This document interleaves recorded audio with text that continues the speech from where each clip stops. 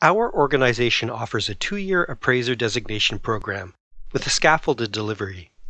Core courses are divided into 3 levels of completion: introductory, intermediate, and advanced. This design assumes that the candidate will amass 6 to 8 months of real-world experience between core courses under the careful mentorship of their supervisor. However, there are several problems with the supervisory model. First, few supervisors take time to mentor and educate their candidates, instead mistakenly assuming that their candidates' core courses will cover all learning needs. To be honest, this is not an unrealistic assumption on the part of the supervisor. Second, candidates are limited to geographical areas where supervisory appraisers currently practice, and so potential candidates in unserviced regions must relocate to unfamiliar areas to acquire a supervisor. Truth be told, almost all potential candidates encountering this situation are forced to walk away. And third, supervisors fear that taking on a new candidate results in them training their future competition. This results in fewer willing supervisors and declining candidate enrollment. For these reasons, we need to rethink our supervisory model of learning. And so I recommend shifting supervisory responsibilities away from designated appraisers and onto our own education program via online video-based simulations that can be offered virtually to any candidate regardless of their geographic location. But if there are so many issues with our supervisory model, why hold on to it? To answer this, we need to first ask ourselves what is so important about engaging in real-world problems with fellow professionals. It all boils down to what educational theorist Etienne Wenger recognizes as a connection between knowledge, community, learning, and identity. All of these are essential elements in apprenticeship-type programs that have their roots in social learning theories like Wenger's own social theory of learning. What it boils down to is that human knowing is fundamentally a social act, and if we accept that learning occurs via social interaction, then educators must work to help students deal with challenges that they will face in those social interactions outside the classroom, within their communities of practice, where the most authentic education occurs. It's a pretty informal mode of education that helps the learner understand the lifelong process of coming to know themselves.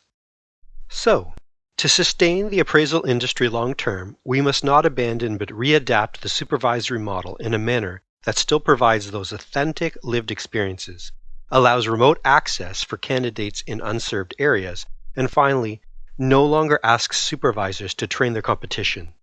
We can achieve all this by delivering an online supervisory simulation rather than with an in-person supervisor. The endeavor need not require creating a completely immersive virtual world. Instead, we can provide a series of simple video-based simulations that mimic real-world problems. I recommend Vyond Digital Animation Studios as the primary tool for creating these online simulations or scenarios. Vyond short videos can present real-world problems that candidate appraisers can explore under the guidance of an online virtual supervisor. But what is Vyond? It is a cloud-based digital animation software that allows users to create engaging video presentations. Through visual appeal, Vyond's 3 style options, business-friendly, whiteboard animation, and contemporary, help cater the message via the aesthetic preferences of the content creator. Presentation designers can choose between a character-driven or text-based approach to narrative, or create a hybrid of both visual approaches. To further simplify the communication of ideas, the software offers a library of presentation templates that help organize or break down visual explanations in a coherent manner. And where the prefab templates fall short of need, users can design or upload their own visual templates. Why are video-based simulations an effective teaching tool? Videos can provide learners with controlled situations that mimic real-world challenges and problems. Within these simulation settings, learners are safe to explore and experiment, which is particularly motivating and beneficial to the novice learner. Working through video simulations, particularly within a team, can significantly improve secondary learning outcomes, like improving communication and technical skills, and likewise improving students' motivation and student pass rates. Learner-centered programming paired with technology used as an adjunct significantly increases the achievement of students in the classroom. From a technical perspective, animated videos are also an affordable and versatile option that can present a great deal of information in a quick and engaging manner. The app's embedded playfulness, rooted in the asset libraries, allows for choice and creativity, and as such, animation videos can be effective, fun, catchy, mnemonic, and informative, enhancing student curiosity and critical approaches. Providing the details of a real-world challenge via video allows content creators to decide what information will be explicit and emphasized, and what information the group will need to mine further. What's more, learners have the functional benefit of pausing, stepping back, synthesizing, and analyzing with others. And a final note, videos may also facilitate better long-term recall rather than simply reading text. All of these factors make video simulations an effective application for problem-solving scenarios. But there are some disadvantages we must consider. Creating video-based simulations can be labor-intensive. Finalizing a simulation script and storyboard should be done with careful consideration, since re-editing a video can be problematic. Thus, video simulations should only be created for fundamental skills or professional challenges that are not likely to change. Keep in mind that animated video simulations are limited to audiovisual presentation elements. And so, if we are to create virtual worlds for learners to explore, the Vyond artifacts need to be housed within other EdTech apps that can map out the materials into an explorable structure. But through pairing Vyond with other typical EdTech, such as D2L platforms that have options to access forum posts, we can still simulate a practice world for candidates to explore under the guidance of their virtual supervisor. It is this pairing with other EdTech apps that allows for an enlarged community of practice in which a cohort of appraisal candidates can work on real-world problems together. When delivering online learning, there is a definite need to provide shared virtual learning spaces for students and provide incentives for participation, which is a low priority and a limitation of our organization's current training. So how do we go about implementing a video simulation-based supervisory model of learning within our education program? I recommend we use Naslund and Norman's 6 steps for reviewing models for change readiness. First in this systems approach to change management is to establish a clear vision for the change effort. In this step, we need to set our goals for the project, defining where we want to end up. So what does success look like for our project? In this case, we want to create a community of practice, where learners encounter a series of scenarios or simulations that mimic real-world problems, that foster social interaction within an online learning environment, that scaffolds the simulations and interactions with a gradual release of responsibility so that learners develop strong analytical and problem-solving skills, and can eventually do so on their own without the help of their community of practice. The next step in change readiness is a thorough problem analysis. This means identifying the problems our strategic goals are trying to address and the root causes. In this situation, we need to address the problems inherent in our current supervisory model of learning.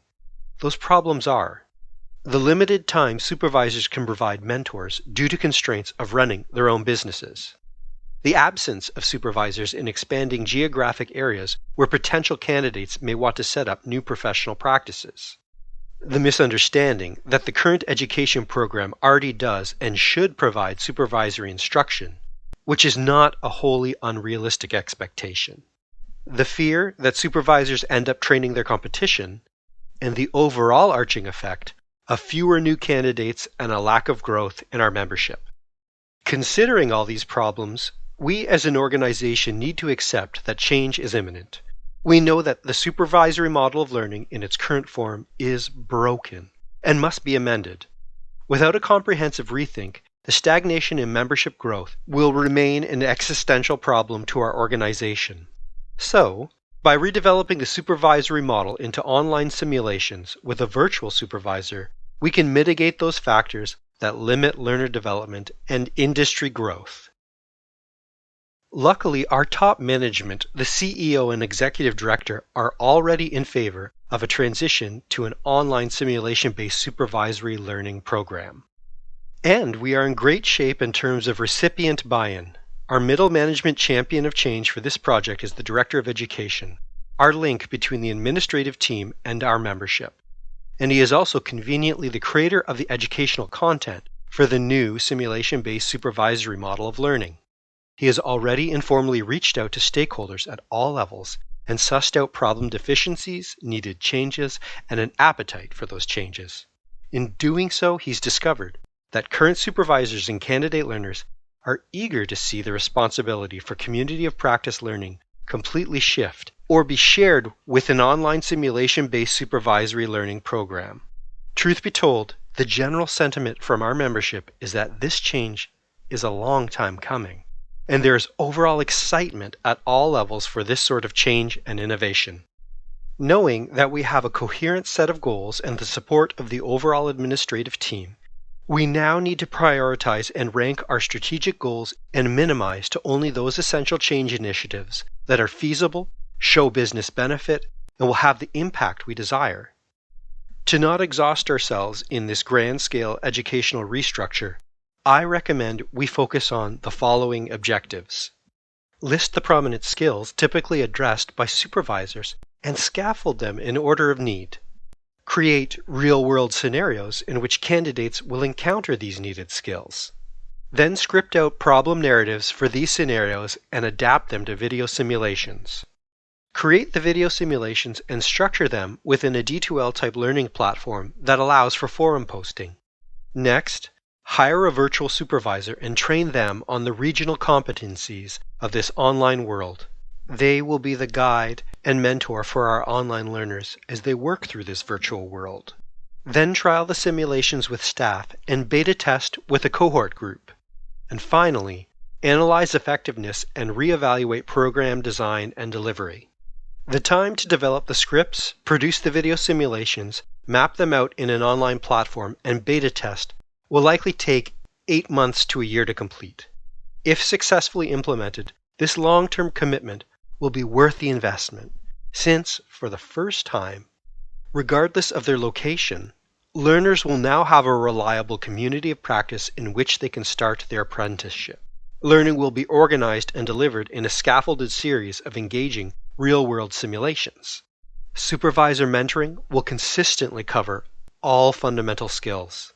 As a fee-based program, the simulation-based supervisory model will pay for itself and provide a new source of needed income for the organization.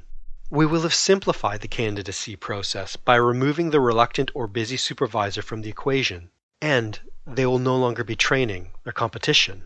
And last but not least, we will have positioned ourselves for membership growth. Even with all this, there are some future challenges we need to consider. If we want candidates to engage in the simulations within a cohort community of practice, all within the cohort must start the simulations at the same time. This means deferring simulation program start dates until we have enough candidates to make up a cohort group. There's also the loss of a community of practice once the simulation-based mentorship program is complete. We may need to consider how to connect these learners with professionals near or within their region they live, and the need for future mentorship and support after completing the simulation-based supervisory program. Professional learning and need for a mentor may not end once the simulation models are complete. So who will fill this role post-completion? As can be seen, Vyond provides a 21st century educational experience that submerges the learner in programs filled with social interaction, real-world application, problem-solving, and multimodal forms of communication that closely mirror the future of work.